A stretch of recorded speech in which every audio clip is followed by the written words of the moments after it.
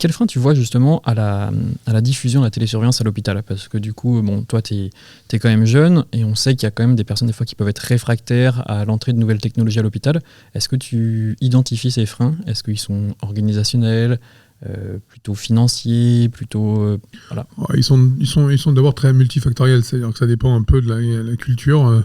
Ça dépend beaucoup de la culture. On a des chirurgiens dans le service qui ont une prise en charge qui est beaucoup plus à l'ancienne et donc qui ne sont pas totalement favorables à ça parce qu'ils préfèrent garder les malades sous la main. Ça leur permet d'être rassurés aussi eux et puis les malades, de temps en temps, ça leur va bien. Hein.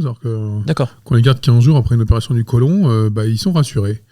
Sauf qu'on a d'autres problématiques, hein. C'est-à-dire que si on surveille les opérations du côlon pendant 15 jours, on ne peut plus en opérer. C'est-à-dire que c'est pas très compliqué. C'est-à-dire que nous, habituellement, dans le service, on a à peu près entre 10 et 15 entrées par jour. Donc, ça veut dire qu'il faut entre 10 et 15 sorties par jour. Bah oui, il faut que ça s'équilibre. Et donc, si on garde les côlons pendant 15 jours, on ne peut plus en faire. C'est pas très compliqué. C'est-à-dire qu'on diminue notre activité. D'ailleurs, c'est ce qu'on a observé dans à peu près dans la majorité des hôpitaux en France et en particulier la science publique des hôpitaux de Paris. C'est qu'effectivement, il va falloir changer un peu le paradigme. C'est-à-dire que il y a probablement un certain nombre de malades qui peuvent sortir un peu plus tôt. Alors effectivement, donc, les freins, ils sont simples, c'est la culture, les habitudes, le poids d'habitude. C'est d'habitude, moi je fais comme ça. Hein.